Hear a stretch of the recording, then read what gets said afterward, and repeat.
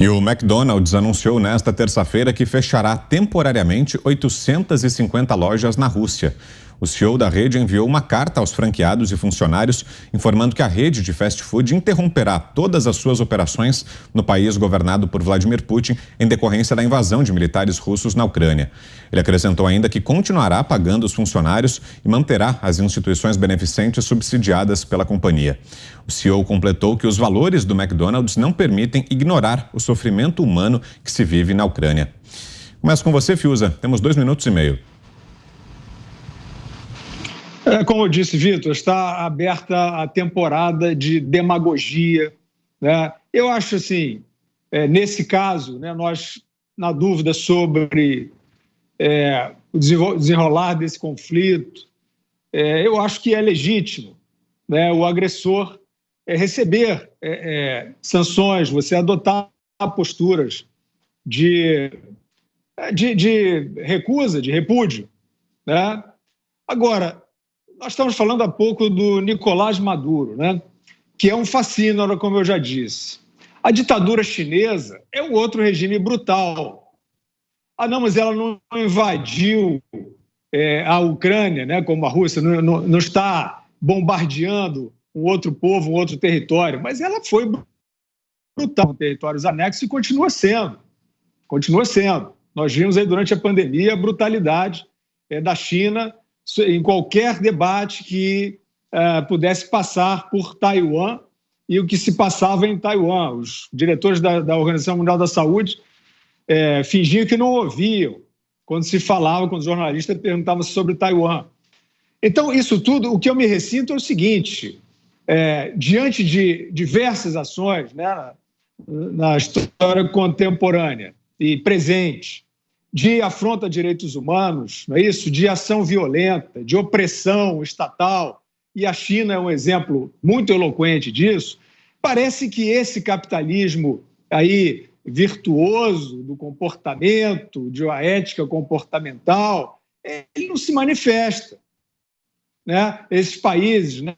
A Rússia, tanto a Rússia quanto a China, não tem liberdade de expressão, não é isso? Tem campos de concentração, tem ações brutais sobre determinadas etnias.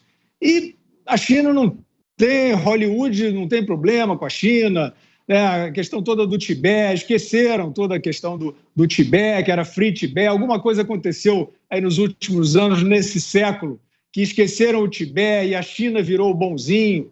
Então, eu tenho, quer dizer, é legítimo, claro, as ações, mas o McDonald's outro dia estava anunciando o banheiro, como é que era? O banheiro sem sexo.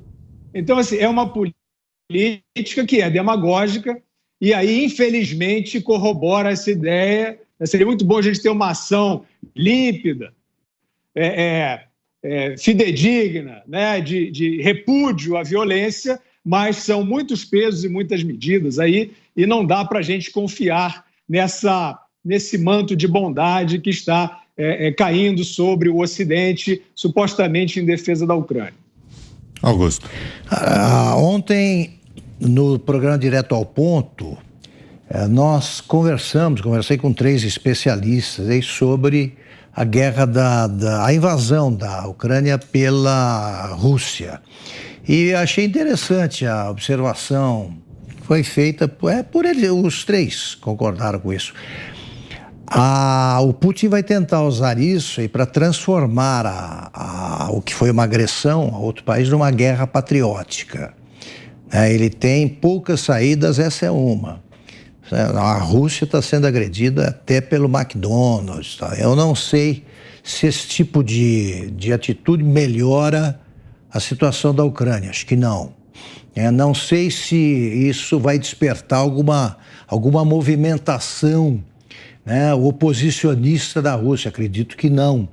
Também então é um gesto simbólico e que pode ser configurar um tiro saindo pela culatra, né? Eu não vejo importância nisso aí, não. Ana.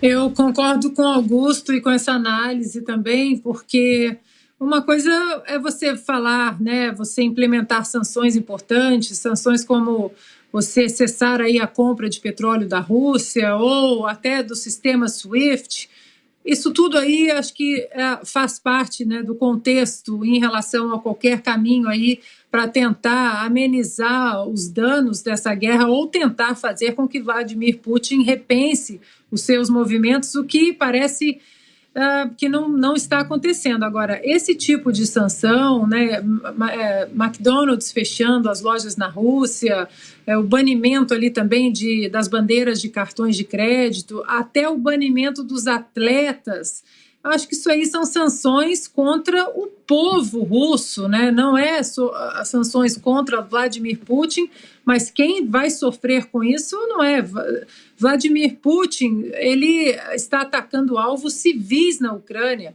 Vocês acham que ele tem alguma preocupação se os russos vão ficar sem McDonald's ou se os atletas russos não poderão competir? Claro que não.